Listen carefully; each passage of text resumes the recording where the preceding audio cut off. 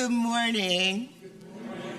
And welcome to New Brunswick Theological Seminary. My name is Reverend Crystal Moon Boulware, class of 2016.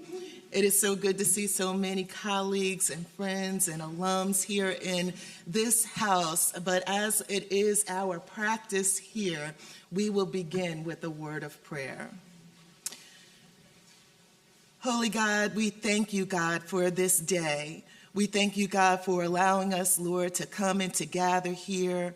We thank you, God, for what it is that we will learn in this space and in this place. We ask, Lord, that you would help us, oh God, to take the information that we receive here and to apply it in our various communities so that we are building communities that are wholesome.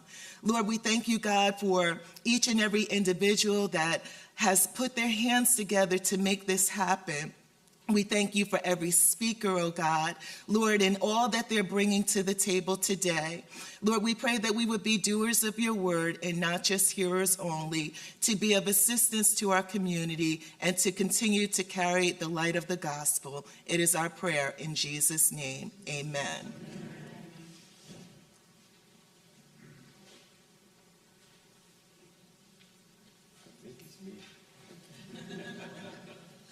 Good morning. My task is to welcome you. I am Michael McCrary. I am the president of New Brunswick Theological Seminary. 8 wonderful years so far, and so I welcome you here. Amen. Amen. I do give honor to God the Creator, God the Redeemer, and God the Empowerer. Give honor to the ancestors and acknowledge them who are around us and infuse us with so much inspiration from their stories, their lives, and their wisdom. Give honor to our Board of Trustees that are with us today. Good to see you all, to all of the alumni and all of the others here. It's good to be here. I thank you for being at New Brunswick, where we think critically, we act justly, and we lead faithfully. And I would just say 3 things as you look at what it does mean to be in this practice of community development from a theological and a biblical perspective. Look at Esther.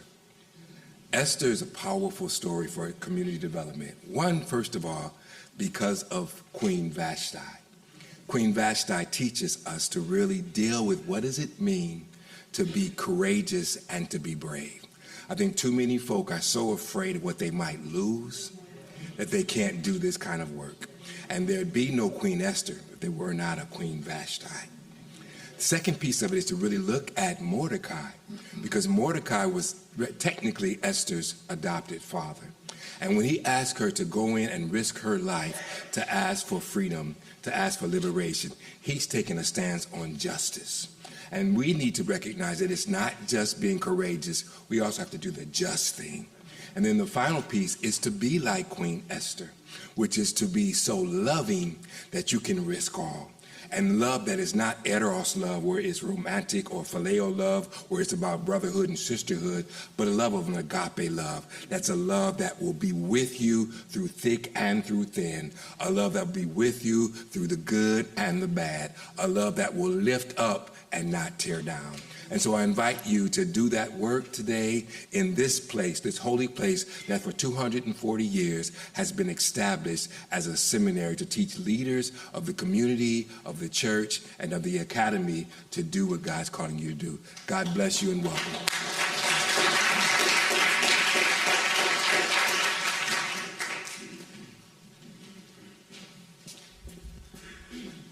Hi, I'm Eddie Laporte, Executive Director of the New Jersey Office of Faith-Based Initiatives, and, I'm Carol. Okay. It's been a long time, sister. Good to see you. I'm sitting there quick, and this is full circle. My mom moved from the Bronx in 1973 to New Brunswick, and I attended St. Peter's Elementary, Grammar School, and High School, literally up the street. And I used to hang out at the New Brunswick Theological Seminary because there were students that had families here back then, and their children went to St. Peter's. So I became really good friends with this guy called Paul Freeze. Oh, yeah. Huh? And we used to hang out here. That church right there used to be a library. And I used to go in there and study and stuff as opposed to going to the New Brunswick Public Library. And then the students of the school took me in as their own. And I have a really, really special place in my heart for the New Brunswick Theological Seminary. So, you know, all those many, many years to be here again in front of all of you to say, hey, you know what, I'm home. I feel like I'm home. All this wasn't here. This used to be dorms for parents and then for students. And then in the back was a big old house with a basketball court. Anyway, let me.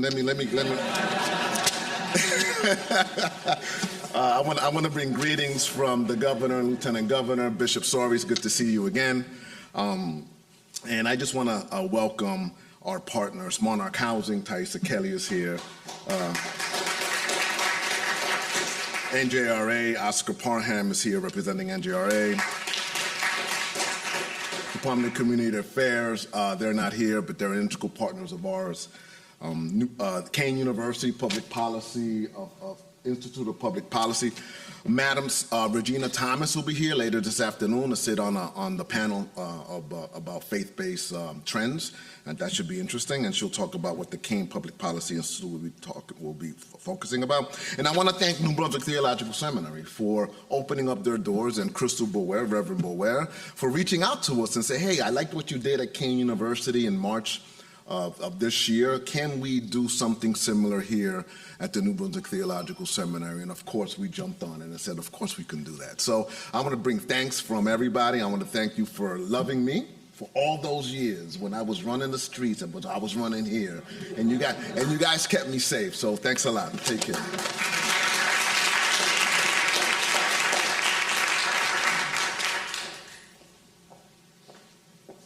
Good morning. Good morning. We are pleased to present the 2024 Mark Kraai Lecture. This lecture is named for the Reverend Dr. Mark A. Kraai. Dr. Kraai is the Professor of Practical Theology Emeritus at New Brunswick Theological Seminary, where he served from 1998 until he retired in 2008. In this position, he oversaw the placement of seminary students as interns, and he worked with pastors to train them in mentoring seminary students. Upon his retirement, as senior pastor from the United Reformed Church of Somerville, New Jersey, the congregation provided the funds for this lecture series. The lecture is focused on various aspects of practical ministry. Over the years, the lecture has presented on such topics as changing the face of urban ministry, self-care and wellness for clergy practitioners, clergy transitioning into retirement, and creative ministry for the uniquely abled. And of course, this year's focus is the theological and practical principles on community development. And so we are grateful to have you here this morning. And so I'm pleased to introduce this year's keynote speaker, Dr. DeForest B. Soaries, Jr.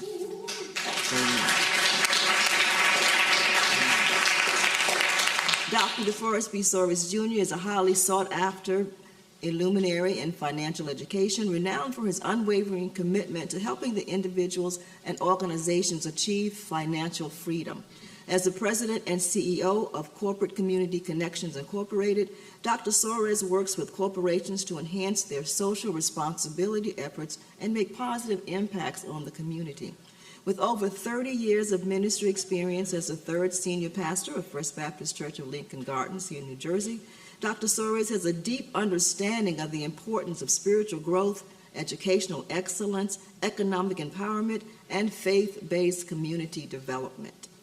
In 2005, he launched D-Free, Financial Freedom Movement, which has helped countless people become financially self-sufficient. His groundbreaking work was featured in a CNN documentary, catapulting him to national recognition as a leading figure in financial education.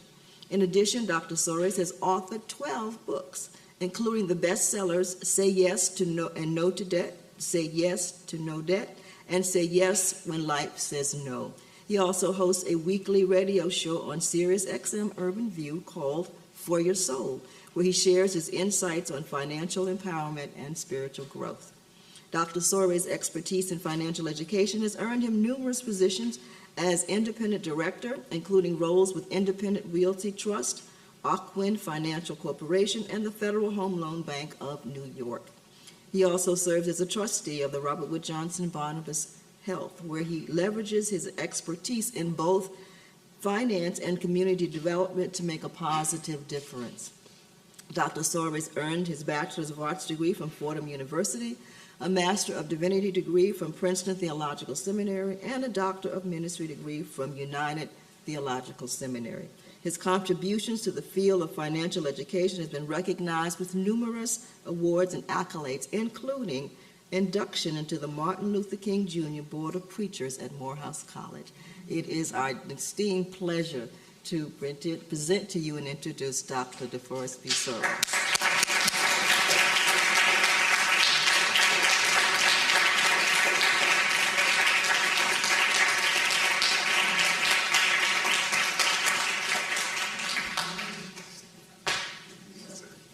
Well, good morning.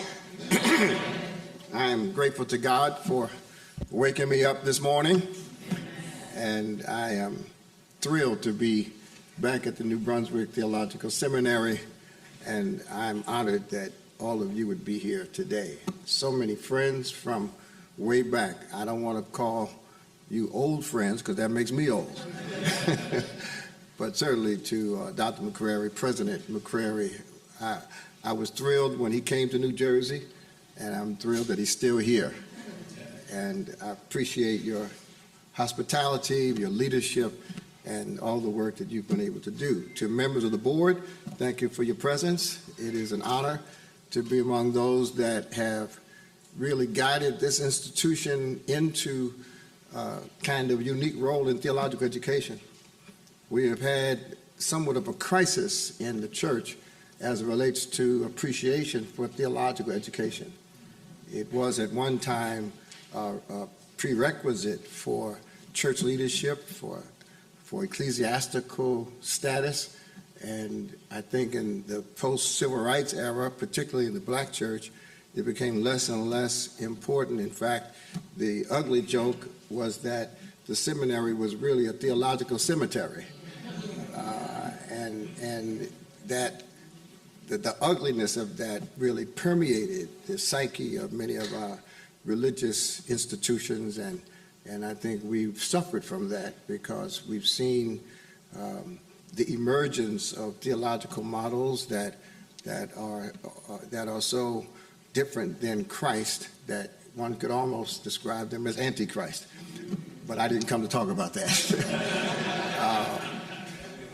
To all of our sponsors, thank you for your commitment to this subject, and I'm humbled because there's so many people in the room that know so much about this subject that any one of them could have been chosen to speak.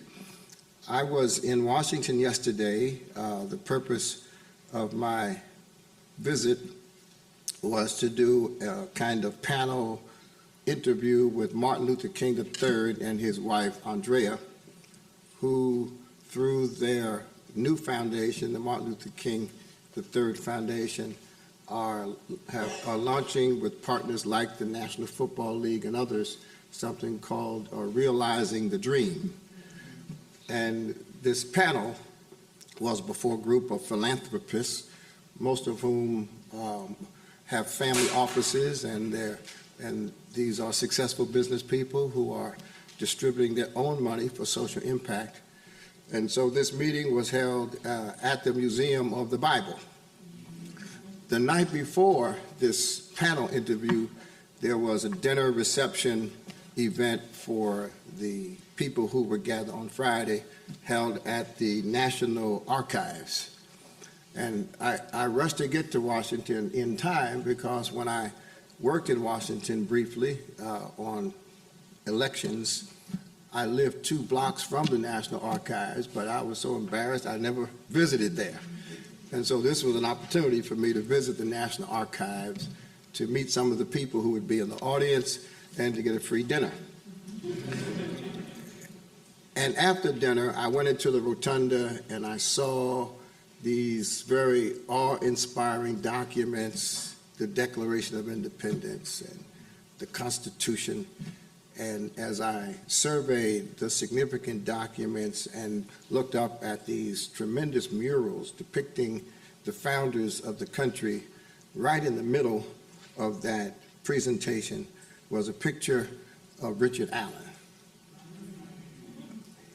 And unpredictably and uncharacteristically, the National Archives now has evolved to a point where they recognize Richard Allen as one of the founders of the country.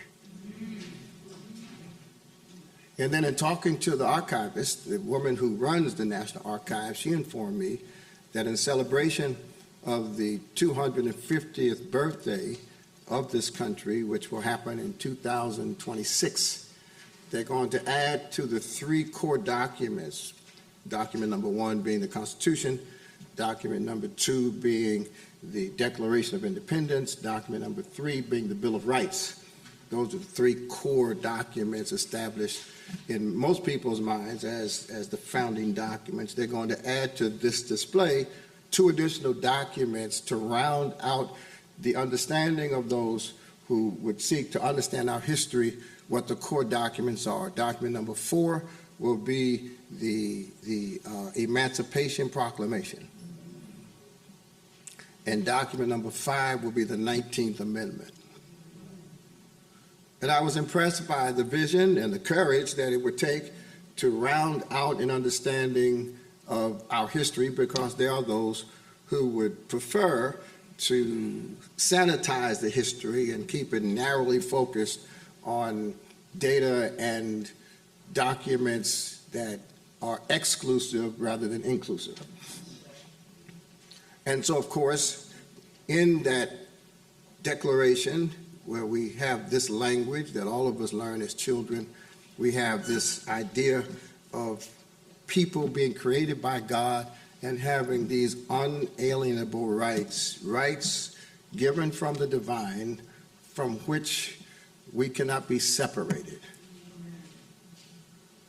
And it is, in fact, the separation that has impacted so many people that brings us here today. Because be it by coercion or by circumstance, there has still been this underbelly in this young democracy of people whose ability to pursue happiness has had significant barriers. And meetings like these, in large measure, are necessary to discuss how to break those barriers and how to change the trajectory of the country to ensure that those original documents, which were in fact exclusive, will become inclusive through the evolution of time, but under the leadership of enlightened individuals. Because the real question is, how does this democracy, how does this experiment, how does this model called America work for everybody? I had the opportunity to arrange a meeting between a high-ranking member of the Senate who controlled resources that could be used in developing countries and the prime minister of a developing country. And I sat in the room and I listened to the exchange, and the senator lectured the prime minister on the need for greater and deeper democratic practices in his country. The prime minister's response was very simple, very clear, very concise. When democracy proves that it can work for everybody, and when your version of democracy has a positive economic impact on my people, then we will be more fully prepared to embrace what you call democracy. So the real question for our country is how do we make this work for everyone? And in answer of that question, we bump into this community development enterprise based on an assumption that without some intervention and without some creative engagement, there will be people whose barriers to happiness, whose barriers to a quality of life will remain permanent. one of the unfortunate truths about the annual pilgrimage to the Edmund Pettus Bridge, where John Lewis distinguished himself as being heroic, where people march for the right to vote, and every year this symbolic return to the Edmund Pettus Bridge to celebrate all of the heroism and all of the significance of what happened as a result of that demonstration. But the people who are living within walking distance of the bridge are the grandchildren and great-grandchildren of the people who lived in poverty then. So we find ourselves as practitioners. I'm a retired practitioner. I could have come to give a lecture on retirement. Although I'm busier now than I ever was.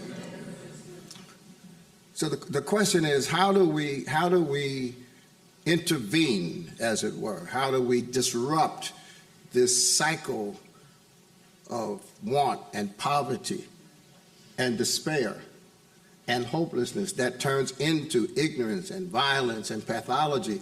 How do we do that? And so Monarch and NJRA and New Brunswick Seminary, in the spirit of this visionary professor, Mark Kraai, said that there's a way to do it. But we're here because of the vision of an academic who said there's not only a way to do it, there's a mandate to do it.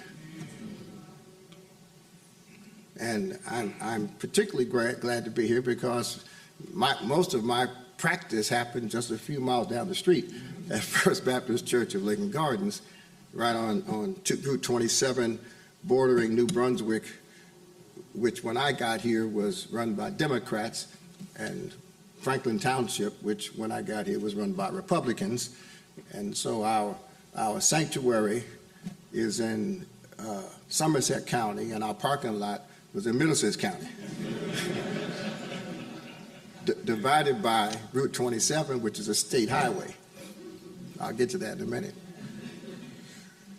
So when I came here, I had this question: how do we do this? How do we, in a church that's surrounded by public housing on the New Brunswick side, public housing on the Franklin side, a church where the closest park to the church was not available to the children who lived in the public housing adjacent to the park? How do we do this? How do we do this in a church where the majority of the people since 1937, when the church was founded, have moved from the neighborhood and now drive in on Sunday and drive out on Sunday?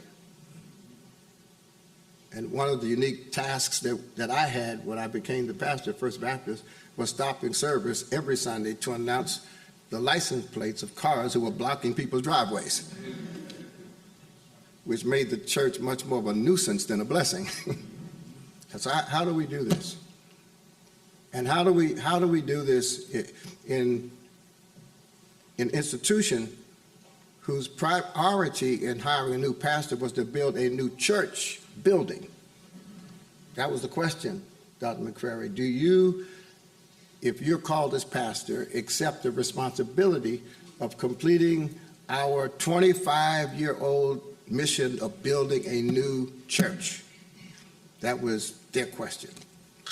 My question was, how does the church consider the words of Acts chapter 1, verse 8, meaningful and relevant to the ministry, where Jesus told his disciples, I'm out of here, but when I leave, you'll get power. And the purpose for that power is to become witnesses, starting in Jerusalem, which is where they were. Which means that when the disciples received power, Jesus said the purpose of that power was to make him look good and to demonstrate the ethics and the values and the principles and to do the ministry that he left them to do.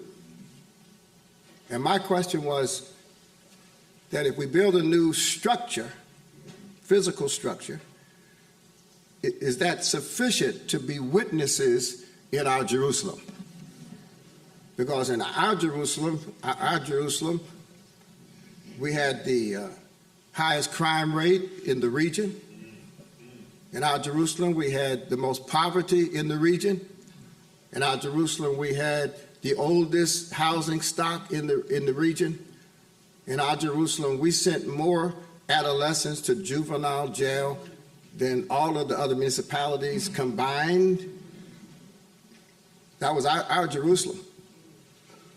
And so the question was, how do we, as an institution, understand our witness? Do we limit our witness to the construction of a beautiful building in the name of the one who we claim to serve? Or do we see it more broadly as a mandate and a commission to make an impact on people's lives in the name of Jesus? And so my understanding of community development, which I studied at Rutgers before I studied religious studies, my understanding of community development and urban renewal, which I really learned before I went to Rutgers by protesting developers in Montclair who had cut a deal with the politicians to remove the black poor people in the 4th Ward and build luxury condominiums. That's where I really learned community development. I learned it by shutting it down, not by doing it. But my understanding of community development caused me to have 4 focal points and 4 objectives, which became the model that we pursued and created the outcomes that we achieved and which are replicable in any context. The first challenge was to create a people plan. Not an economic development plan, not a redevelopment plan, and not a plan for people, but a people plan.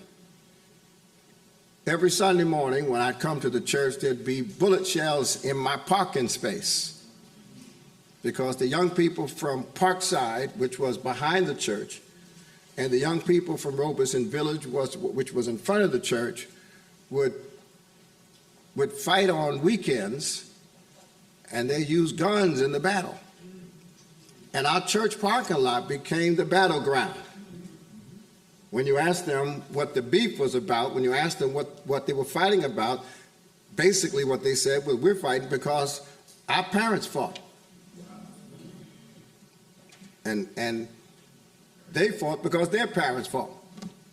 These were people that just didn't like each other because they didn't like each other. And one side was Franklin, the other side was New Brunswick, and then in between, for the Franklin side, what they called the, well, I'll just use the street term, down the Grove. The Grove was an apartment complex, privately owned, not public, but primarily occupied by low-income people. And so we had these 3 competing housing developments with a high concentration of low-income residents, none of whom went to our church. So the question was, what do we do? Well, I said to the congregation, you've got 2 choices. And one of them does not include building a brand new religious facility in this neighborhood as it is. That is not on the table, not with me. Choice number 1 is to sell this land, move to the other side of Franklin. There's plenty of land in Franklin. We could have gone 5 miles down Route 27, bought 20 acres of land, and built a beautiful campus with gates and ponds and lights, parking. That's choice number 1. Now, if you choose that, you need a different pastor because that's not what God called me to do. But that's an option. I mean, if having a new facility is the priority, there's a place you can do that, but you can't do it here in the midst of poverty, in the midst of despair, in the midst of, you can't do it here. It's immoral. Second option is to rebuild the neighborhood and then build a new church. To build new housing, to do economic development, to focus on health care. Well, it was really a trick because I happen to know that emotionally they had no desire to change addresses. This was a family church. Started in 1937. Everybody was everybody's cousin. If you made one person mad, 29 people were mad also. They had no interest in moving at all. They had stained glass windows with the ushers' names on there and the nurses' names on there. So it was really a trick, because I knew that if someone had given us land to build a campus, they wouldn't accept it. And so we set about this task of rebuilding the neighborhood. You call it now faith-based community development. We were just doing Acts chapter 1, verse 8, being witnesses. What would Jesus do if Jesus were at this address? The academic approach is to hire experts, look at demographics, look at maps, and approach it from a land use perspective. The economic development approach is to look at viable opportunities for real estate development. And unfortunately, when I arrived here, there was a stigma attached to any kind of vision for redevelopment. And the stigma, unfortunately, was based on what they perceived to have happened in downtown New Brunswick.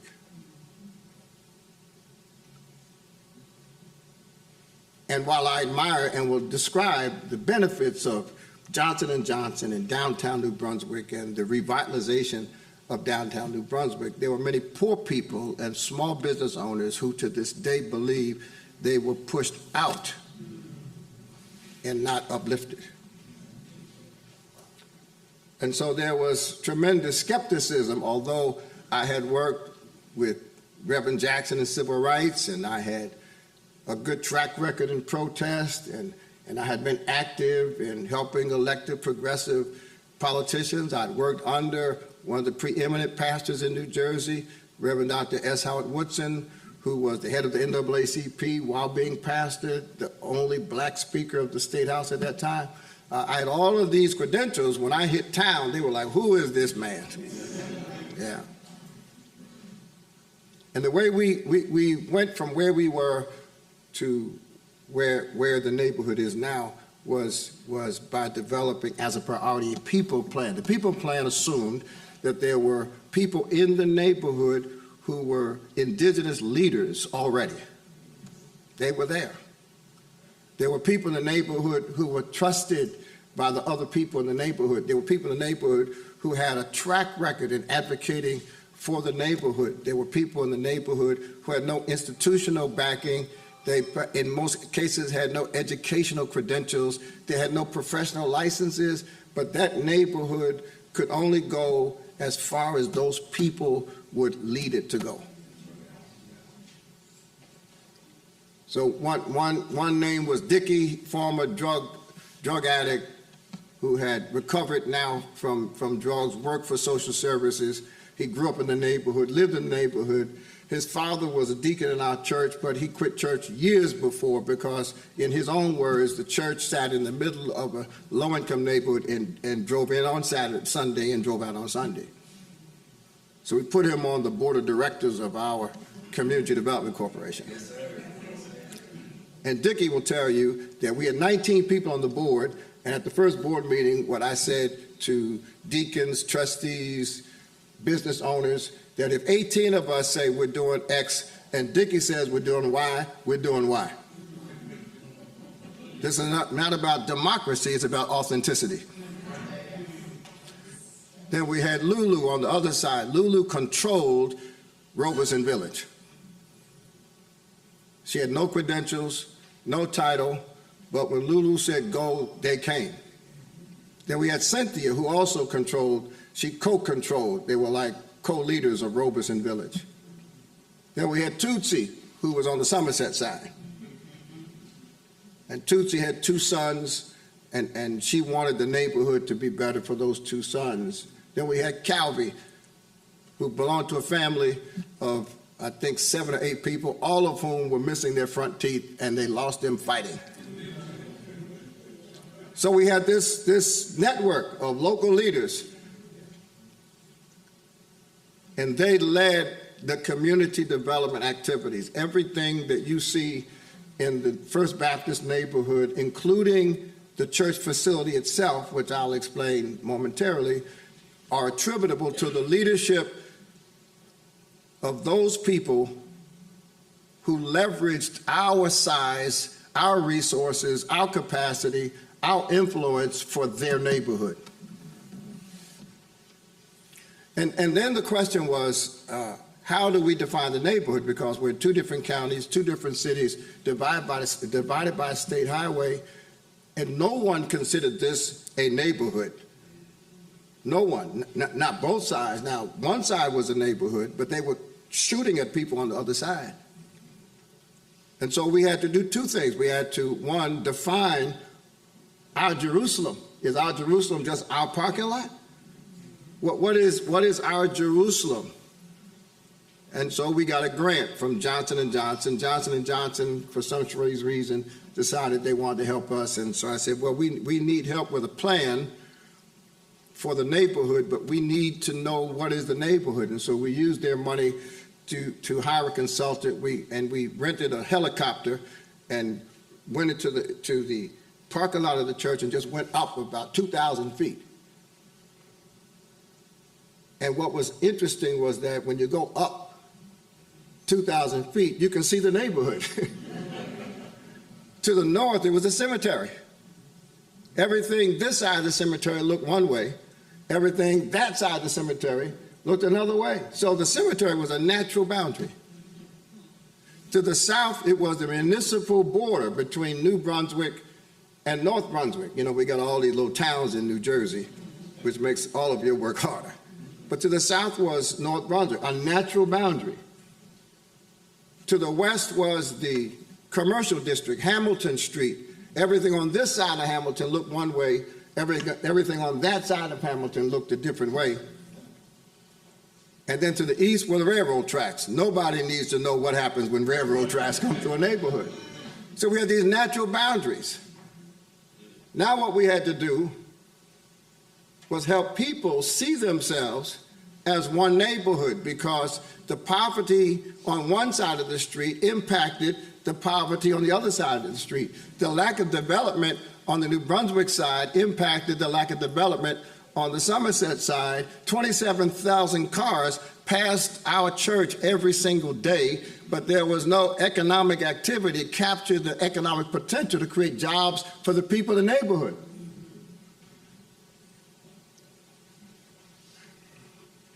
So the first project, quote, community development project we did was we took the woods, literal woods, trees, across the street from the church, which functioned as an open-air drug market, where the drug dealers stood on this side of the woods facing the church, and the police were right down the street watching, and people would drive in from North Brunswick and Piscataway and East Brunswick and Somerville. They would drive in like it was like a drive-through CVS. They would just drive through and buy drugs, and police would sit down the street and watch.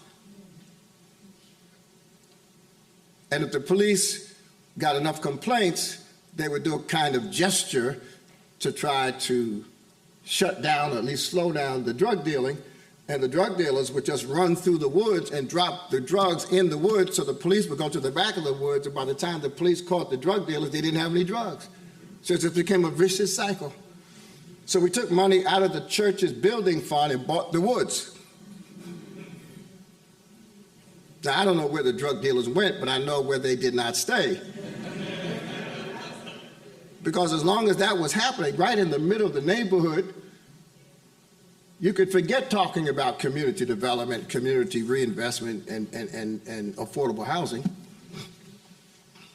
And what we did was we got a $5,000 grant from a local bank, and we took that money and we rented one of those construction trailers and put it where the woods used to be, and we put up a map of the neighborhood, and we hired our first staff person to work in that trailer, and her job was to give people coffee and donuts and tea, because it was right by the trail that people walked down to get into the public housing, and it was just a drop-in center. And while they were there, asked them, what is your vision for your neighborhood? What would you like to see that you don't see? What would you like to have that you don't have? And that was the beginning of the community development. It was people creating the plan. What was very interesting was, having studied transportation, housing, economic development, I had an intellectual understanding of what the neighborhood could be, but what came from that first interaction with the people was two things. Number one, we need a traffic light at Van Dyke. Traffic light. I've been nowhere and heard people describe getting a traffic light as a part of community development. But the community said, every year we lose half dozen children on this corner because these trucks come barreling down Route 27 as though it's Route 1, and every year we're burying our children. And we've tried, and the mayor has promised us, we tried and tried and tried to get a traffic light, and for 20 years we've been getting the runaround. No one ever told the residents that the mayor didn't have the power to give a traffic light. It's a state highway. It's the State Department of Transportation that decides whether or not there's a traffic light there. 3 phone calls and we had the traffic light. Now, since both sides of the street agreed we need a traffic light, they began seeing themselves as a neighborhood. And they begin understanding the possibilities of the future, the traffic light. Then to the south, there was an illegal strip club. Back in the day, it was called Nessie's, and they kept changing their names. What was that? The Country Inn, right, Ross? They kept changing. Well, you know,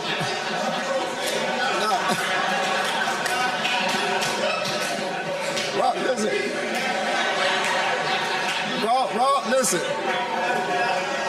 Rawls he's the fire chief, so he's got to know. Yeah, don't hate on him. He just knows stuff. And we had little girls leaving New Brunswick High School, coming over to Route 27 with trucks lined up down the street to see little 16-year-old girls strip. It was illegal. And what the people said was, this is an embarrassment and it's a shame. You got to get rid of that. We shut it down. The owner put the license into the hands of a black owner. We shut him down. They sued us, took me to court, told the judge I'm a hypocrite because I advocate for black ownership and I shut down a black club. Yeah. And when we applied for permits to build our church, they opposed us. They lost, but it was war.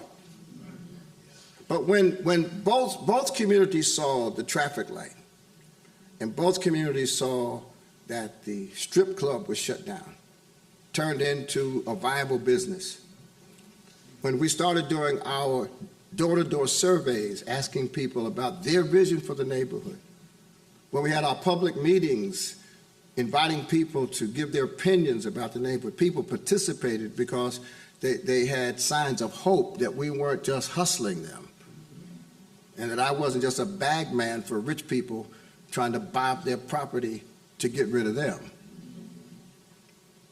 So we had a people plan, and the people plan turned into public policy. That was objective number 2, which is why our communities need to understand the importance of voting, because elected officials create public policies. And without public policy that enhances development, you can't do community development. Our first project was the old Home News building. For those of you who've been around New Brunswick for a while, the Home News was like the New York Times for New Brunswick. And the Home News merged with the Asbury Park Press. And when that merger happened, their building in New Brunswick, right on the border of the municipal boundary, they vacated an 80,000 square foot facility, and they moved in with Asbury Park Press, and they left this building. The son of the owner inherited the building, did not know what to do with it, and that building was turning into another headquarters for drug dealers and for crime. And it was the most beautiful building in this industrial area. And on our board of directors was the president of the industrial area business owners, and he came to a board meeting one time and said, listen, Reverend, if this building goes down, if it continues to deteriorate, if crime continues to be located there, the rest of our owners are ready to move because it's too risky for us to have our employees come into that environment. So the demise of that building was a threat to the entire job base in the neighborhood. So we bought the building. We took some more money out of the church's building fund. And we bought that building. We had no idea what we were going to do with it. But the people had said, we need access to health care. That was on the list of the things the people said. There was a hospital right down the street.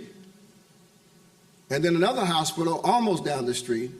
But if you got sick at Robeson Village, it was very hard to get down the street to the hospital. And so access to health care. And then we had a growing immigrant population that had no health insurance.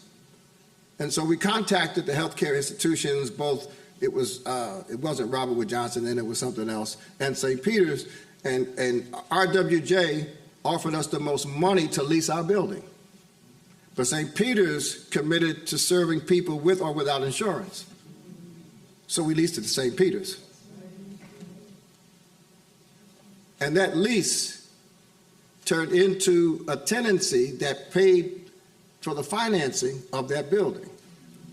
But here's where public policy came in. Number one, we had enough cash for the down payment, but we had to finance almost $2 million worth of acquisition and renovation. How did we do it? Well, we sold a tax-exempt bond to Ford Motor Company. And tax laws that make for tax-exempt possibilities for companies that invest in neighborhoods like ours, that's public policy. That doesn't just come out of a think tank or university. You have to have people in office who will pass laws and approve regulations that create those kinds of opportunities.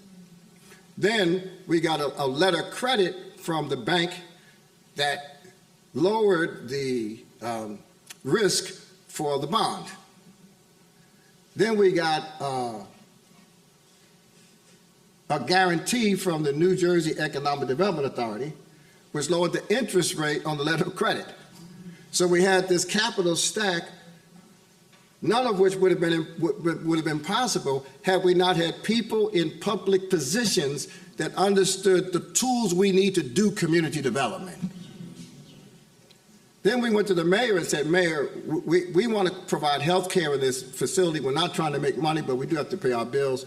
And the only way our financing can be secure over the long term is we need a tax arrangement.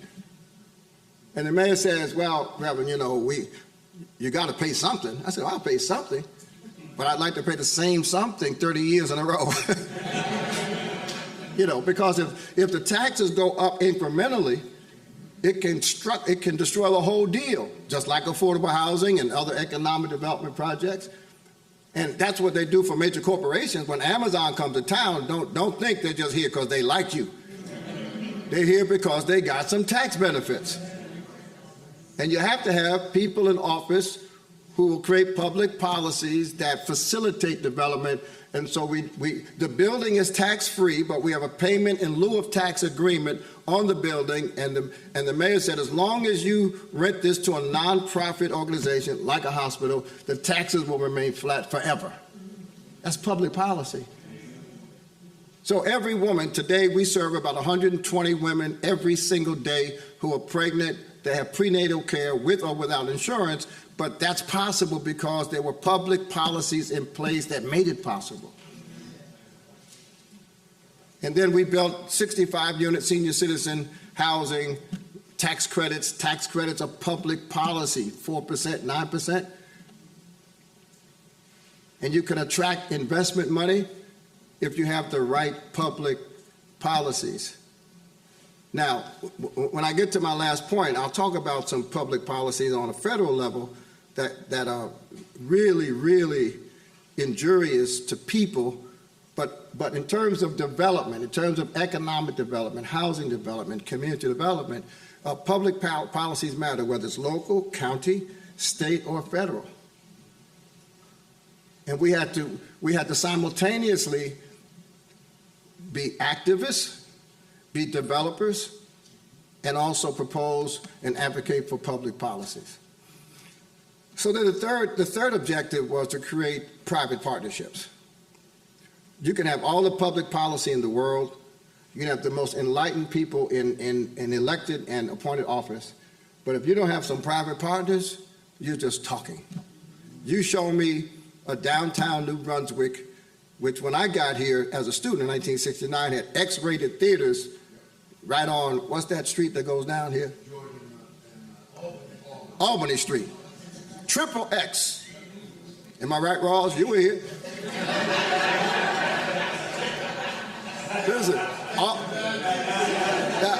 Listen, Albany Street was so ratchet that when Albany Street got a Burger King, it was like the Taj Mahal had come to New Brunswick.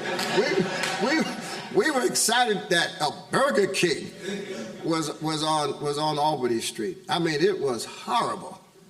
Johnson & Johnson said, you know, at the end of the 60s, going into the 70s, we're not leaving. And we're going to make sure this city has a hotel. We're going to make sure this city has decent housing. We're going to make sure this city looks the way it looks today. Now, I have some concerns about the way Johnson & Johnson went about some of its process. Because even when I got here in 1990, there were small black business folks for whom we had to advocate, even though I didn't spend much time past the cemetery. There were still people, there were homeowners who would not sell. There were businesses who were angry because it was not a people plan, it was a development plan, and insufficient consideration was given to how it impacted people, period. However, to their credit, they set up the New Brunswick Tomorrow, which is basically a social services agency to help people with the transition that was created by their development.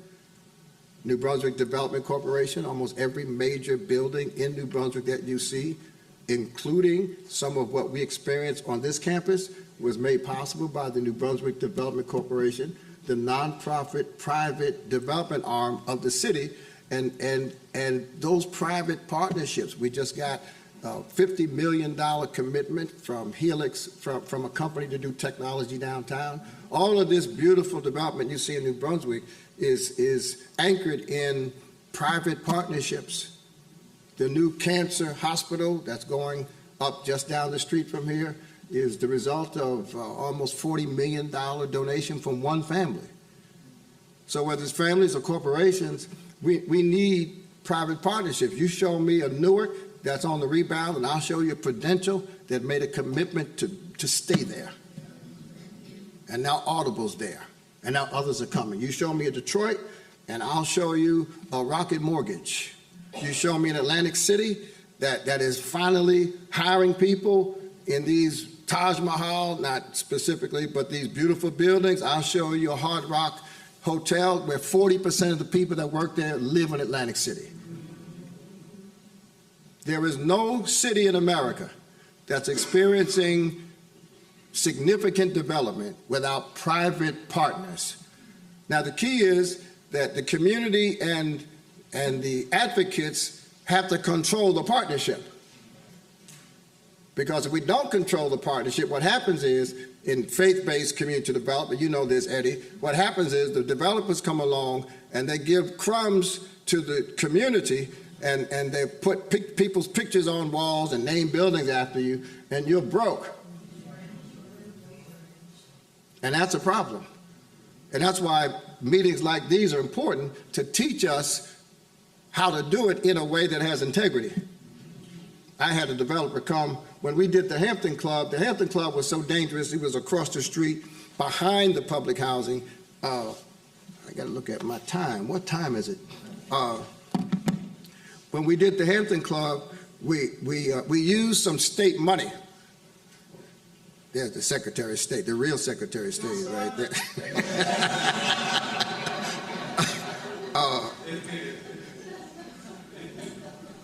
I'm trying to.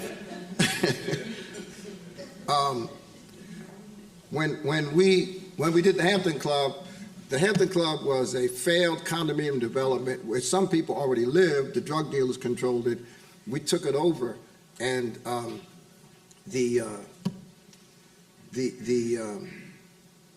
see, Regina always makes me think what I'm about to say.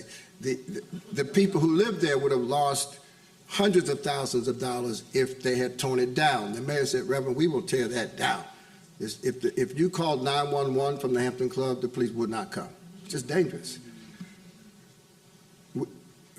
We literally took it over, but we used state money. New Jersey, what was it? It's HMFA. What does that stand for? Housing Mortgage Development. So, yeah, so what happened was Starwood, this huge investment company up in Connecticut, owned the asset because they had bought millions of dollars worth of assets from the federal government under the Resolution Trust Corporation. So we went to Connecticut. We said, listen, we can't buy you out. We don't have that kind of money. However, what we will do is work with you, partner with you to make this place happen. And they kind of laughed us out of the room. So we did our research and discovered that with all this real estate they owned in these urban poor neighborhoods, they had failed to pay the real estate taxes. So I went to the Housing Mortgage Finance Agency and I borrowed some money and I bought the tax liens. And not I, but our CDC. We bought the tax liens and then we went back to them and they didn't take us seriously, so we started foreclosure proceedings. They then talked to us. We bought the tax liens, we set on a price, and we bought them out.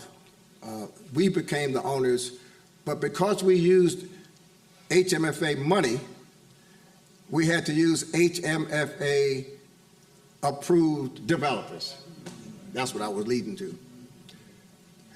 So they came one by one, they looked at the neighborhood and said, there's no way we can do this, it's too dangerous. We'd have to spend so much money on security, we wouldn't make any money. And they were right. I mean, it was dangerous.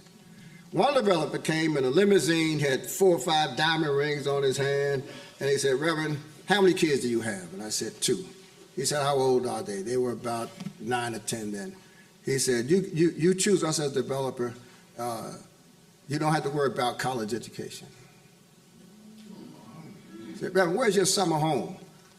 I don't have a summer home. I'm trying to pay for the home I got. Yeah. So you pick the spot. You choose us. In fact, if you got some friends that do what you do, I got you. And it was at that moment that I realized that affordable housing is money. And big money. And that's what I was determined to figure out, developer fees, et cetera. And so we put together our own housing development corporation for that project. And the way we made it affordable was by putting the developer fees back into the project. Because we didn't need to make the kind of money that would give me diamond rings and a limousine. On the second project, which was the tax lien, the tax credit project, we did a joint venture with a for-profit developer, and we had equity because we owned the land. He had financing, but since the two were equal to me in value, we had a 50-50 relationship and not a buy the church a new van and we'll be happy relationship. So private partnerships are critical, but the private partnerships have to be structured in a way that benefit the people first. Because when you have a people plan, every decision you make is based on what's best for the people. And when you start with that premise, then you build out and you build your structure and your strategy around the outcome and how it impacts the people. And then the final principle, you know, it's a people plan, it's private partnerships, it's public policy, but it's also personal priorities. I have to tell you this, we had to convince some of the residents of the Hampton Club who were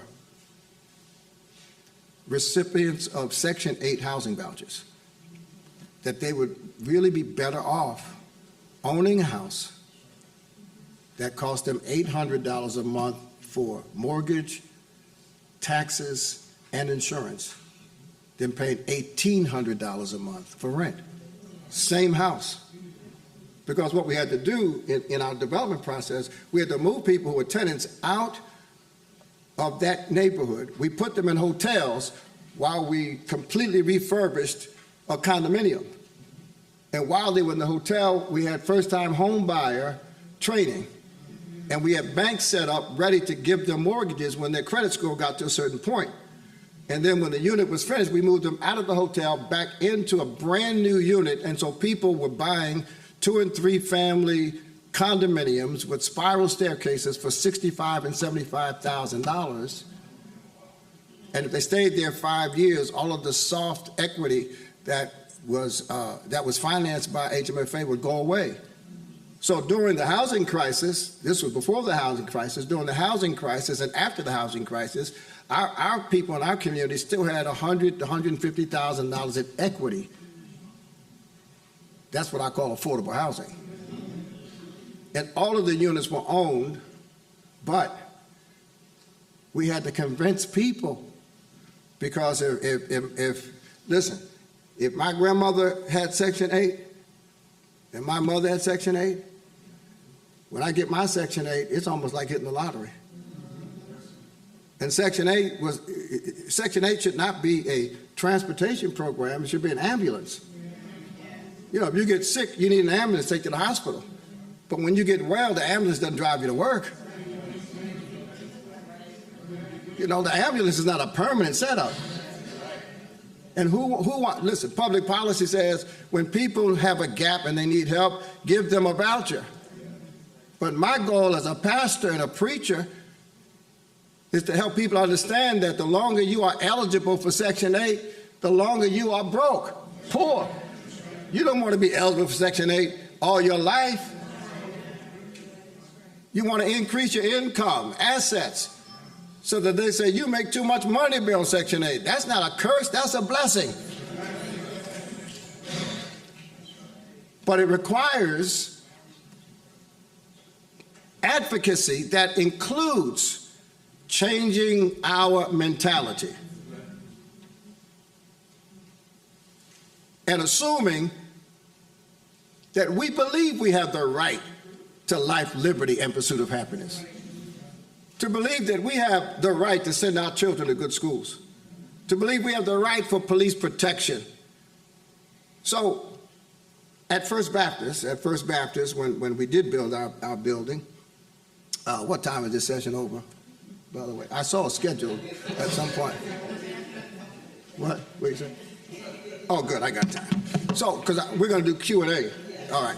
So when we built First Baptist, we had every problem an institution can have building a structure.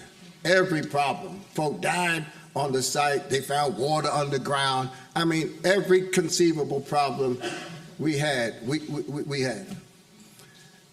And as a result, we were millions of dollars over budget. I hate to even tell you how many because I might start crying. Millions of dollars over budget. And therefore, our monthly payments were much higher than we had forecast. Our mortgage was $135,000 a month. Our electric bill was $20,000 a month. We had 13 lawsuits. We were suing them, they were suing us. That was another $20,000 a month. Before we had music, we paid $175,000 a month when we moved into that new church. And it was tight because, you know, fast-growing churches, if they tell you the truth, they're high on praise and low on giving. I promise you. I mean, they'll wave flags and, you know, all of that. Won't give a dime. I mean, so the membership was growing, but the finances were not matching all of this attendance, 3 services, 2,000 seats, you know, and it was tough. And I had a decision to make 15 years in, and that decision had to do with this financial burden, because by nature, I'm not a fundraiser.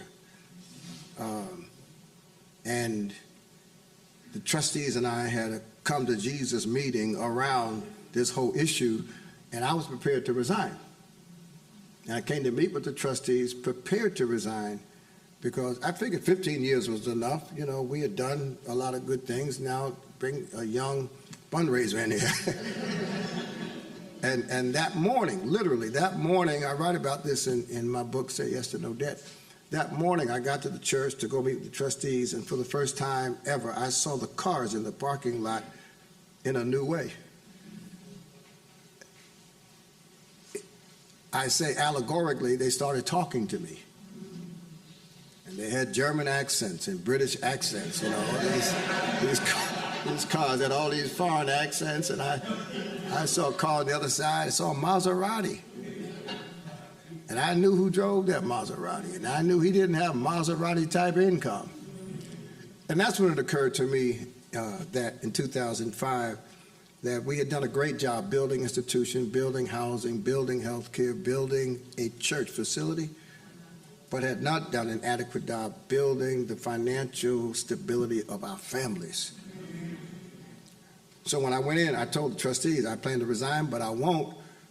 And I don't have a fundraising strategy. My strategy is to help our members manage their own finances. And if we do that well, then the members will be able to take care of the church and its finances. So we didn't do any fundraising. We just started. We call it now D-Free. We started talking about living within your means, having a budget, investing in assets that grow rather than in things that decrease. We started talking about the difference between Starbucks and making your own coffee. We just started teaching biblical principles. Jesus said, who would build a tower without first counting the cost? That's budgeting 101. Prodigal son spent all that money he had, but he came to his senses, went back home. So we started focusing on helping people understand the difference between assets and liabilities. That's why we have to be careful when we talk about the middle class. You know, middle income does not mean middle class. You can be middle income and broke. In fact, almost half the people in this country that make $100,000 or more live in paycheck to paycheck. Not how much you make, it's how much you keep. Wealth is not income. Wealth is assets over liabilities. So if I make $1 million, but I spend $1.1 million, I'm broke. So be careful as you listen to people talk about the middle class, because they often are describing the middle income. Middle class is when you have assets that qualify for the middle class. And we had a church full of people dressed well, driving nice cars, living in the suburbs in Somerset, and broke. And I know it. When we had the Katrina hurricane, what we did as a church was we identified families in the church that had families in the Gulf. And instead of giving money to the big organizations and trust them to do the right thing, we gave money to our family members in our church who had family members who lived there and said, look out for your family. And the members responded significantly. We raised the biggest offering in one day we had ever raised. And a young lawyer came up to me after service that Sunday, never forget it. He said, Reverend, you know, I really love the way we're doing this. I wish I had something to give. He had on like a $1,500 suit. He had on one of those $100 ties, you know, and Italian shoes. I said, man, give me your belt. I'll sell it on eBay. I'll sell that belt on eBay, you know, well dressed, but maxed out. And I knew what it looked like because I had been there. I got my first credit card at 18, and I lived off credit cards and nice cars and all of that, looking rich. When I met my wife in 77, she thought I was rich. I was driving a Cadillac, in the newspapers, wearing nice clothes. I was broke. It took me 8 years to get enough money to marry the girl. So I knew what it was like because I had lived that way. So I said to my church, I said, listen, I'm going to teach you how to do what I did. Because I had to make a personal priority of improving my own financial status. Listen, I was trained in activism and civil rights. I blamed my financial problems on slavery.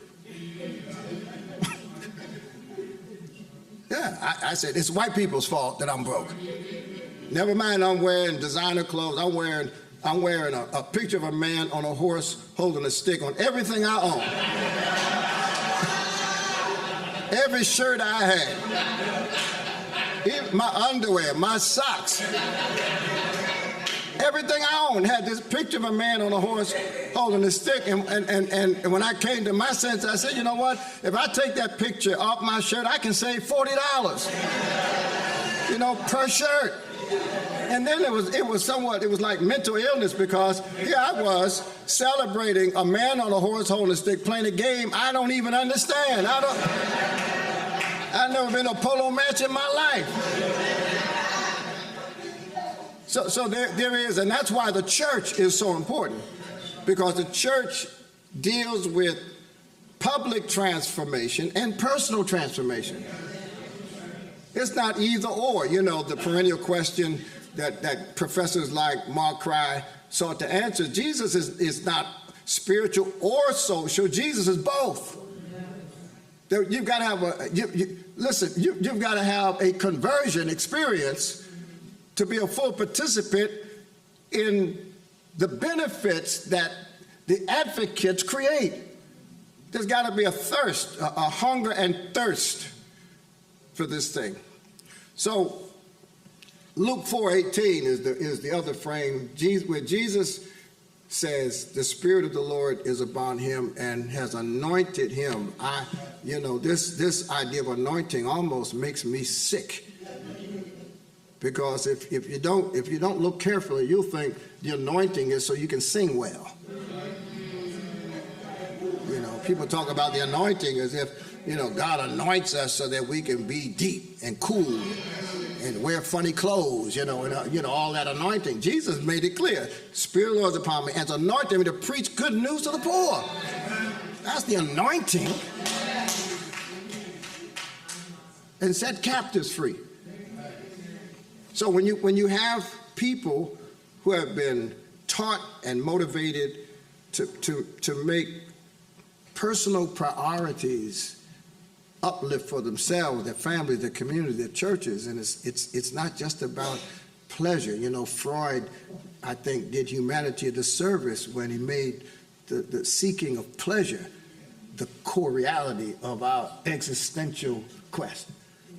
And that's why I like Viktor Frankl, who came along and said, no, it's not pleasure, it's meaning. Pleasure is not at our core, but humans' quest for meaning is our core. That purpose is what drives us. Purpose gives us the internal capacity to survive until our change comes. Purpose is what motivates us to get up in the morning, even though the task we're about to perform doesn't pay much. Purpose is what causes all of you to do what you do. None of you in here are going to get rich doing the work you've come here to discuss. Nobody in here. You get no stock options. Many of you don't have retirement plans. If you do, they're inadequate. This is not a room like the room I was in yesterday, where people have become billionaires by being entrepreneurs and cashing in, and now they're philanthropists.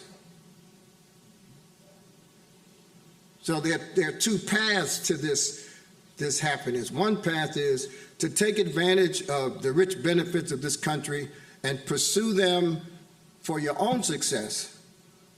Then the other path is to take advantage of the opportunities and pursue them on behalf of others. And that's the path all of you have chosen. It's the noble path, and it's the path that makes Jesus look good.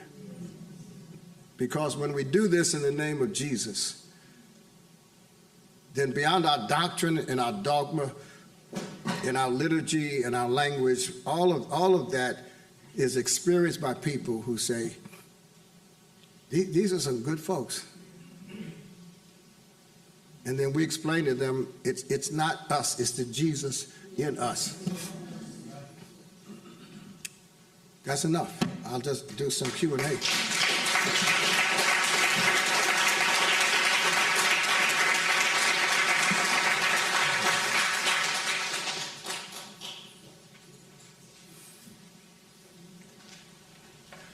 We got some time for questions and answers. I'm happy to participate or not. I've been traveling all week, so I can go home. Hey, Doc. Good to see you. You leave? Oh, go ahead. See you. I will. That's Dr. McGinty. She's my friend. All right. Yes. I appreciate the thought of teaching our members about being entrepreneurs. So they can help businesses, help fund the church, grow church, things of that nature. I appreciate your thoughts on that. Yeah. The majority of the jobs in this country are created by small businesses. The shift in economic structures require that more people understand entrepreneurship and pursue it. Now, having said that, it starts with personal finance. You can't imagine how many entrepreneurs come to us, come to our classes, read my material, contact me online, who have not handled the prerequisite for successful entrepreneurship, and that's personal finance. If you haven't paid your taxes in 2 years, your credit score is 495. Don't talk to me about business yet. You got to master that, because if I don't manage my personal finances well, I'm not going to manage my business finances well. Having said that, there are strategies that people need. For instance, a lot of people just have passion and ideas but don't have a plan. And so helping people understand the need for a business plan, both for-profit and nonprofit. A lot of nonprofits suffer from not having a plan. They got zeal, vision, passion, and no plan. How are you going to fund this? And how is the funding going to be sustainable? So business planning is critical to ensure that people know the competition, people know the opportunities, people know the SWOT analysis. But it's absolutely critical, and we emphasize it as much as we can. One of the projects we did at the church, as we were teaching people financial literacy, as we were preparing people for home ownership, we also set up a microloan program for small businesses in the neighborhood. So one of our members, I don't know if she was a member or just a neighbor, but she was laid off by IBM. She had a little money in severance, and she wanted to buy a flower shop. She liked flowers. She knew nothing about flower shops, but she went to all these workshops. When she bought the flower shop, she realized that her margin was not in selling flowers, but delivering flowers. So she needed a van. She had a driver because she was married, so her husband was the driver. So we were able to get her a micro loan from the bank. She bought the van, and the van created the margin, so she made enough money from the flower shop to really retire later on. So it's kind of parallel, but you have to make sure people have the prerequisite, because we see all of these commercials, people go to these conferences, they get all excited about some business, and the excitement did not include the basics that people need to understand to be successful. Yeah. I have a question, Pastor, but before I get to the question, I hope everyone will join with me and just appreciate this treasure that we have in our midst. This man of God who is an inspiration, no matter when I hear him speak, no matter where I read his product, etc., a man that belongs on the Mount Rushmore of financial literacy, along the Grant Cardones and the Bruce Marks and the Snoop, well, maybe not Snoop. But my question basically is, in June of this year, Zillow indicated that there was a shortage of affordable houses, Right. of 4.5 million units. Right. Now, I question whether that's a reliable figure. I think it's far higher than that. I do too. It seems to me in order for us to address this crisis in affordable housing, there are some components that we have to really look at very strongly. One of which is empowering minority developers and giving them access to capital. Partnering with faith-based institutions of goodwill.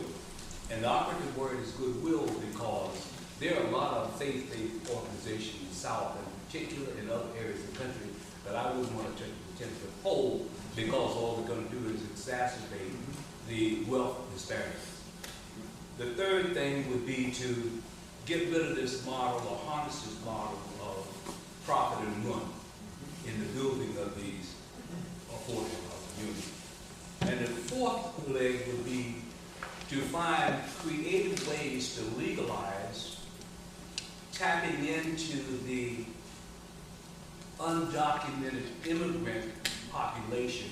If you look at the work of Jim Tobin, the CEO of the National Association of Home Builders, who said that 13% of the construction force are undocumented workers.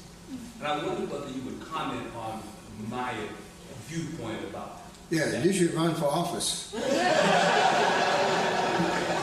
No, there's nothing to add except to say this. We need leaders who understand that. But I agree. I'm Perez. I have been having a community medical corporation since 2002. I've been by myself, and this has been like a blessing to me. I never had the guidance, and I had the opportunity. I come from North, born and raised. I was married for 10 years. I was in prison for 7 years of my life. I've been a minister for 25 years. Right. So the Lord, and through the barriers in the community I come from, and the profile that I present most of the time, I've been roadblock. So I had to learn the trade of construction. As a handyman, carpenter, and contractor. Now I'm a builder for 25 years. I've been in the construction business. Like you guys say, we see all these developers come in and promise us that they will give us jobs, they will give us opportunities. And most of the time we see people from outside of our community, like North. We have people that come in, investors come in, and they don't provide what they promised to us, and they don't give the jobs to us. I've been in the construction business 25 years, and I say more than 4%, I say 80% is all immigrants, and mostly Hispanics. I'm Puerto Rican, but you're rarely going to see a Puerto Rican working. We hustle and sell drugs. But it's the reality that people come into our cities and take over like developers, but they don't promise or come through what they said they was going to do. And me as a non-for-profit, was established for 20 years. I was the secretary for the biggest Spanish radio station. We don't have this opportunity. Nobody had the ability like you, Laporte, and many other brothers and pastors here. People like me have been just put to the side and never taken account for. And we just want to, be able that we can bring something to the table also as a builder, as a contractor, as a, I'm tapping into people that have been in prison 32 years, 27 years, people that have been with me. I'm their voice now. And, so we want to be able to change the community, change these environments. I mean, like you said, I'm in Union City, 2 blocks from Hoboken, 3 blocks from Jersey City, and a couple of blocks from North Berkeley. But I'm from, I'm from North. And they see me as the North boy. They see me as the pastor, he was a drug addict, he was homeless, he's nobody. But we have, we want to pave the way for those that come behind us. But we don't have the guidance, and we don't have this, and we need more of what you're doing for our community. Very appreciate what you've come today. Yes. Well, thank you. What I've discovered is that, and there's some folks in the room, there's always someone who's in a position to help. Now, they're not always willing to help, but increasingly they are. And so when I did the financing on the health clinic, I was introduced to a person by someone I know, and it's important for us to recognize what help we need and to reach out for that help and then to accept the help when it comes, because partnerships don't just come from above, partnerships come from the side.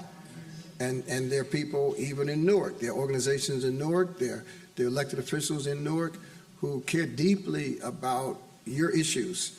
And the key is to find out who they are and grab them and don't let them go.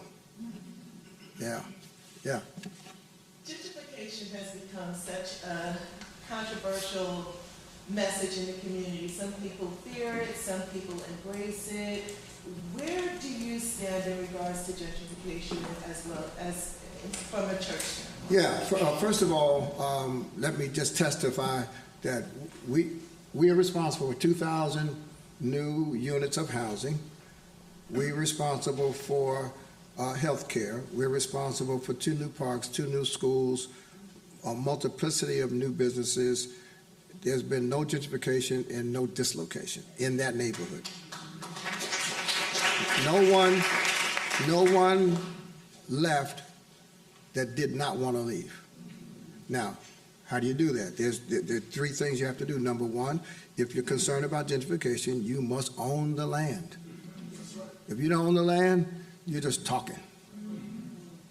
And so churches and groups that care about protecting neighborhoods from gentrification need to buy the land or buy the properties, because whoever owns the properties controls the future of those properties. That's number 1.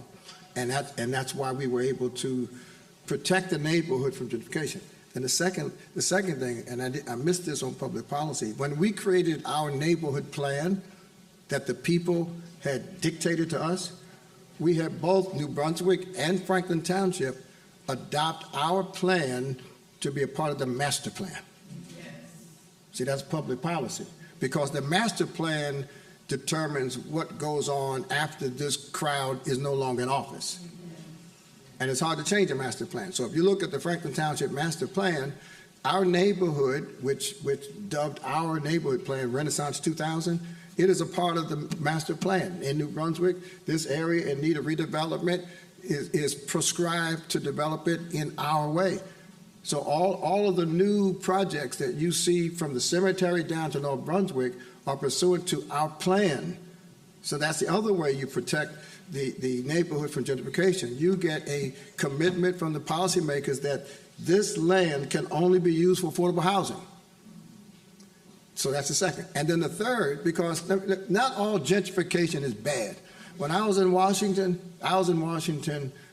yesterday. I got there Thursday night. I stayed at a hotel, and I was shocked, because that hotel used to be one of the most dangerous. It's around the corner of 7th and F, I think, the Riggs Hotel.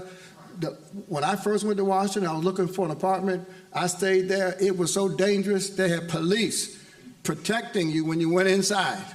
I mean, it was, and now that whole street, not all gentrification is bad. It's who does the gentrifying. So we didn't do any market, did I? No, I didn't do any market rate housing in our development. I did a project in Newark where I bought an apartment building from the bank because I was trying to prove, Cory Booker was married at that time, I was trying to prove with Cory we could do unsubsidized affordable housing, which meant that I bought the apartment building, kept the rents. We were renting at $1,000 a month in the Central Ward of Newark near redevelopment, because that's all I needed to pay the bills. I wasn't trying to make money. I was trying to prove that you can do unsubsidized affordable housing, because we don't have enough subsidies to create enough affordable housing, to your point.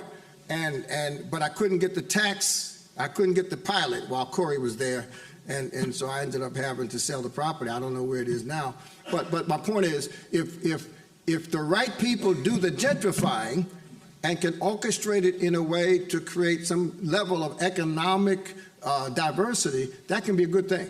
So those are the 3 focus that I have on gentrification. 1, own the land. 2, what was the second thing I said? What? Oh yeah. Have public policy support the protection of the neighborhood, and then you be the gentrifier, because then you can control the mix. Yeah. I gotta stand up. Stand up. I'm just so honored. I'm a certified fundraiser, and I always go back to the raised my different faith-based group, and I always go back to Luke 4, and they look at me like I have 3 heads. So I'm just really honored. I've never heard oratory piece, the way you position it, put it. So I'm really honored. Thank you. Well, thank you. So I stepped back from fundraising because I realized I was making people rich. So the focus on our juveniles was not a priority. So started a nonprofit that focused on court order youth, foster care. Great, great. So now the judges are saying they've done this. Great. So as a fundraiser, I would raise money. I don't care how you match it. I would just move on. So my question is, we were able to raise over $500,000 this year, right? So most of it was like restricted. And we have more money coming that's restricted. Yeah, that'll put you out of business. Restricted funding will put you out of business. So every bank I call, they're like, you're a nonprofit, and we don't pay for nonprofit. I just need like a line of credit. Yeah. Right there. So what advice would you give to like groups that have the funding but need like? Yeah, in terms of banking, one of the things I had to learn is that there's a difference between going to the bank and having a banking relationship. My experience was going to the bank to cash a check or do whatever. When I started developing banking relationships, then I had banks asking me what I needed. I had banks asking me to borrow money, for them to lend me money. I get calls every week now from Chase. I got 5 accounts at Chase. So what I would encourage you to do is, one, try your best to find a community bank, because you're not going to have a relationship with Citibank, Wells Fargo, or Chase, because they're TD Bank, same way. You have a relationship with community banks or black banks, banks that are small enough for you to talk to the decision maker in person and familiarize them with your business, bring them around to your activities, form a relationship. And of course, I don't have to tell you, I'm not trying to insult you, but making sure your numbers are strong. Most banks, for instance, will give you a line of credit at about 20% of your revenue. So if you have $500,000 in revenue, you should be able to get a line of credit for $100,000 for cash flow purposes. Should be, and that's without having assets. Just based on that. And listen, back, I used to think, because I started out so crazy, I used to think that it was like a privilege to get a credit card or to get a loan. Like they would do me a favor, until I got on the board of a bank, and I sat around and listened to them think up ways to lend people money. I didn't realize banks needed to lend money. My whole mentality was wrong. There's a bank that needs to give you a line of credit. You need them less than they need you.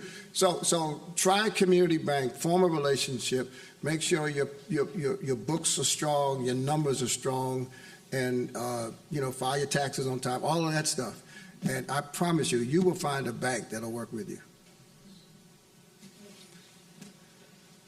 Thank you, Dr. Soaries. Appreciate definitely what First Baptist has always been able to do. But looking at the majority of the churches and majority of the neighborhoods that they serve, still in that small to medium category, have you seen any models of churches? You got First Baptist over there, you got Second Baptist over here, you got Macedonia over here, that have networked and connected to create organizations that can do community development? What does that look like? Yeah, almost never. If I'd waited for churches in this area to partner with me, I wouldn't be qualified to come here to speak today. Almost never. Now, it's not all attitudinal. It's not all ego. I'm not sure. How many of you are pastors? Okay, then you'll understand what I'm about to say. When people come to church, they're not coming to church primarily for this. They're not coming to church to find out how much we can do to help the kids in the projects.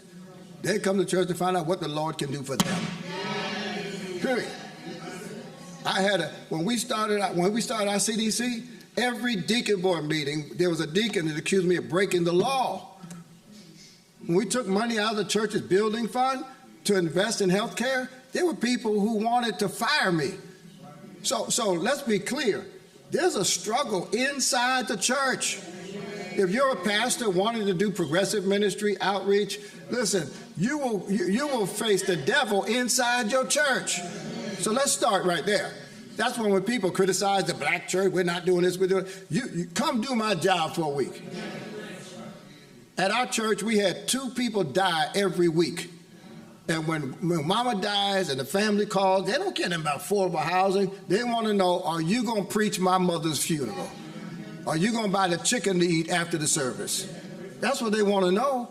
So this is not, listen, I talk about it now, this is 33 years later, as though it was easy to do. I was in pain most of the time. Fighting, I didn't deal with that, but on the inside. And then you have the issue of jealousy and capacity, and by the time you deal with all that, it was just easy to do it yourself. When that bank gave me $5,000 to put up that trailer, a church around the corner went back to the same bank and said, you gave Soaries $5,000, where's ours? So you know, I wish I was wrong. There's a group of churches in Memphis that work together, but I find that our churches will work together around protest and around politics. But this kind of work, you're not going to find a whole lot of churches working together.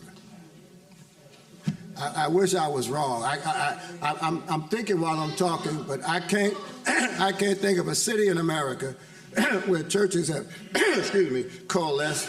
Now, I will tell you this. There's an organization that comes out of Prince George County, Maryland, led by an A&B preacher called the Collective Banking Something. And these churches came together not to do development, but to organize their deposits and to say to each other, if all 20 of us deposit our funds in one bank, it gives us leverage with that bank. And they've done it in Maryland, they've done it in Cincinnati, 2 or 3 cities around the country. Now, and that's wonderful. However, and this is the bad news. If you put $1 million in the bank today, and it leaves Tuesday, the bank doesn't care about you. In fact, you're more of a nuisance to the bank. Banks don't benefit from deposits. Banks benefit when the money stays there. And most of our churches are living Sunday to Sunday, just like most of our members are living paycheck to paycheck. So you know, it's kind of an illusion. It makes you feel good, but it's spiritually, it's good to see churches trying to do something together. Yeah. Yes, ma'am. Thank you, Dr. Soaries. I live in New York City, and the trend over the years to Sell air rights. yes, you talked about that. And I don't know what instance when it's happened to the developer or another developer. Yeah, let me tell you, the reality is many of our churches, especially in New York, are just struggling to stay open. And so what they'll do is they'll sell to a developer the rights to build above the church. The developer will cut a deal and say, okay, you can stay here for free.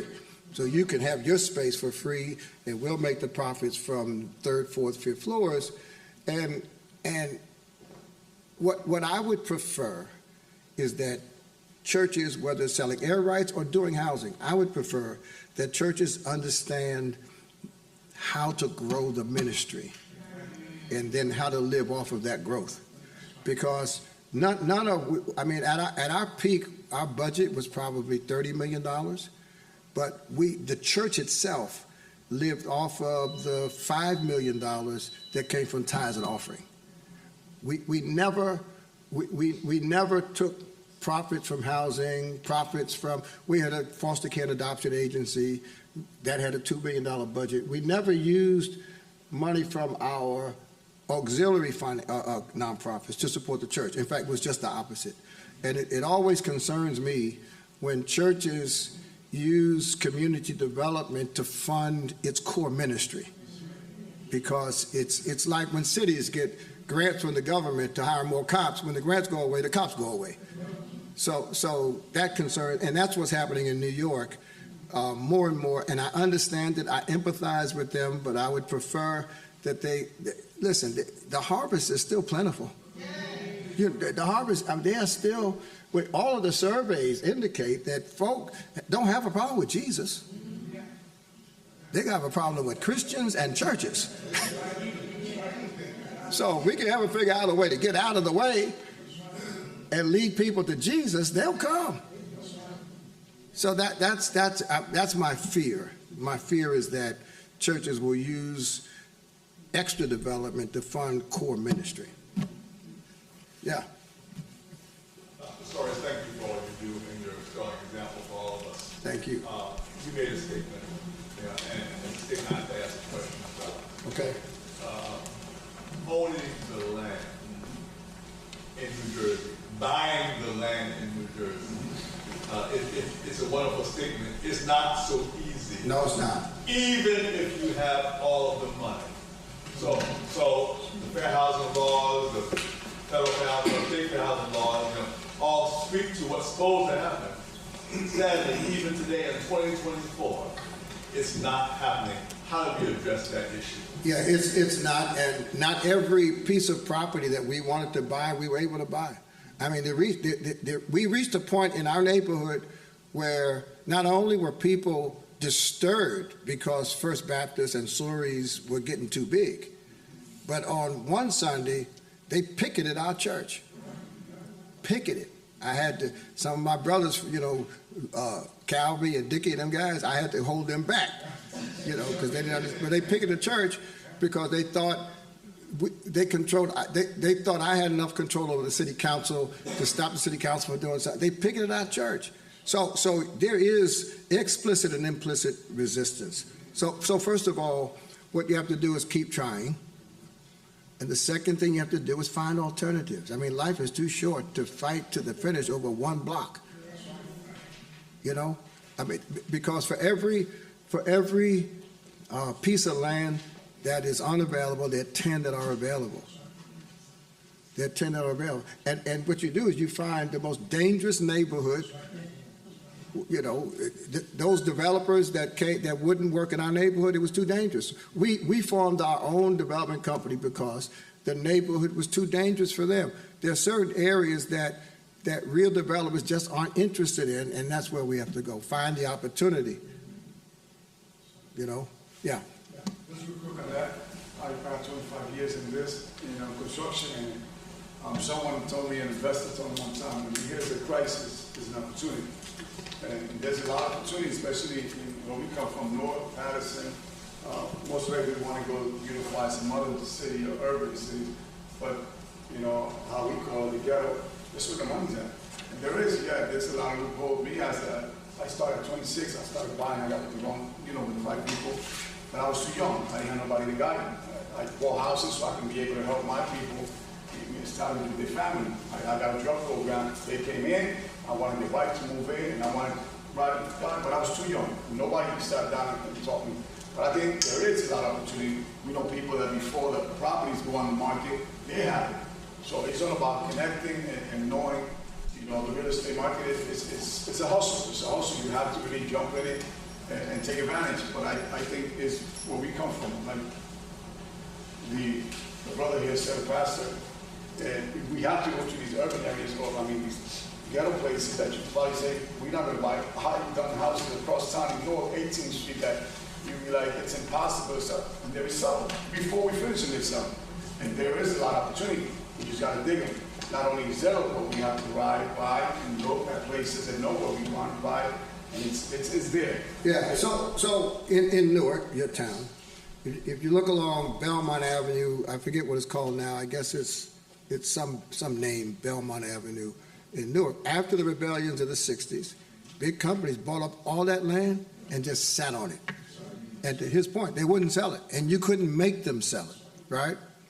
But the folks in Newark said, okay, we're gonna elect some mayors that understand this. So they elected Sharp James, and Sharp James did some of that, work, and now Baraka is kicking butt.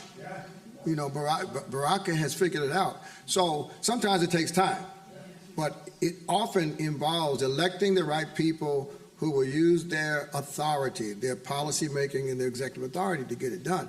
But Newark was, and every city is like Newark, has land that is owned by people who just hold it. They're banking it, and we got to figure it out. Yeah. Oh, wait, you asked the question before, he didn't. Did you? No. Okay, Thank you. yeah. So the Office of Faith-Based Initiatives is working with, meeting with various faith-based organizations throughout the state, houses of worship, that have access to property, have Right. site control, Right. and are now beginning to talk about, hey, is it really possible for us to do affordable housing in this spot of it? And so can you talk to the idea of creating leadership and support within your religious institution? Yeah. To push the ball forward, because a lot of the issues that we run into with these faith-based organizations is that the leadership within the organization, the house of worship, Right. is unwilling to move forward. Yeah. Because you're asking people who are on a fixed income to think about a $4 million project. Yeah, and it's not just fixed income, it's a lack of exposure. When I got to First Baptist, my first contract I signed, among other things, said this: the pastor must attend all Sunday afternoon programs. My church, Reverend, was a Sunday afternoon church. Every Sunday, the choir had an anniversary, the ushers had an anniversary, the flower club had, that was their understanding of church, right? So when I got there, I tell you what I did. I chartered a bus with my own money, put my leadership on the bus, and took them to see Floyd Flake in New York. And said, let's spend a day. This is what church looks like. They'd never seen, all they knew was revivals and chicken dinners. I took them, I got another bus, I took them to Newark and introduced them to Father Linder. Catholic priest stayed in Newark after the riot, said, I'm not going to let all white people leave. And Father Linder, I said, this is what church looks like. I took them to Philadelphia, to Great Exodus Baptist Church, to see Herb Lusk, former Philadelphia Eagle pastor. And so what we have to do, see, what many people make the mistake of doing is thinking all they have to do is get the pastor. And I've seen I've got a developer friend right now that cut a deal with a pastor, and the trustee said, you must be out of your mind.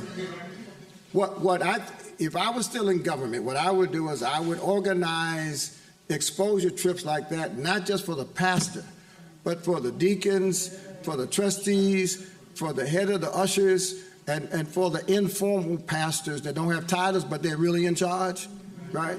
And help the pastor build the vision with the team, and not just focus on the pastor, because you will get pastors in trouble, you'll get some pastors fired, and you'll waste a lot of time by not helping the pastor go deep into the congregation. And I have found that exposure is the number one asset that I use to be successful. You. Mine was pretty similar. I was going to ask, how did you develop your professional team? I know that you started the CDC from locals in the community, but they didn't necessarily speak to the professionalism that was necessary to support what you were doing as far as legal and community, all of the other facets that were. Yeah, what I found, which was a blessing, was that we had a lot of professional talent in the church that was underutilized. You know, in the black church, as soon as you join, they think you want to join the choir or the usher board. You know, and we had people in the church that didn't want to usher and didn't want to sing. But we had, our strategic plan for the church was facilitated by a woman who was an executive of strategic planning at AT&T. And all she did was come to church and leave. And I bumped into her by accident. She was coming on Saturday to get some chicken. And when I found out what she did, I said, oh, I need you. So we've got to expand on the roles that, you know, when Dr. King went to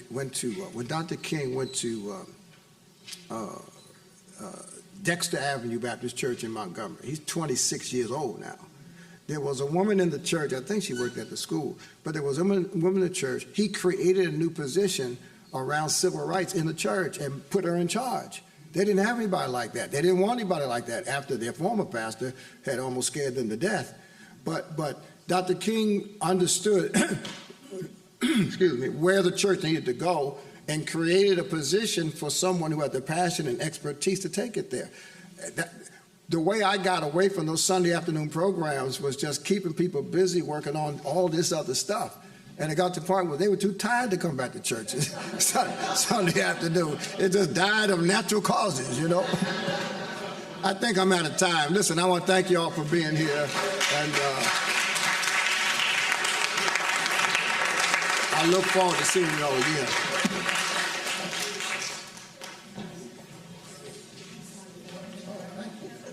Yes, sir. Before we disperse, we just want to thank you. Before we disperse into our workshops, we just want to say thank you for being here today with us. We hope that you will enjoy the remainder of the day. The workshops that you will be attending, I think, will be very informative. This has been transformative, and so we want to thank Dr. Flores once again for being with us. We have some sponsors with us who are helping to sponsor this: Columbia Bank and United Way of Bergen County. They have tables, so please stop by their tables. You will see if you have an agenda. If you don't have an agenda, they're on the table, so they will tell you which workshops you can attend.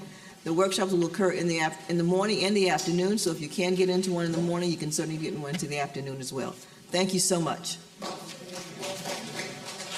Thank you.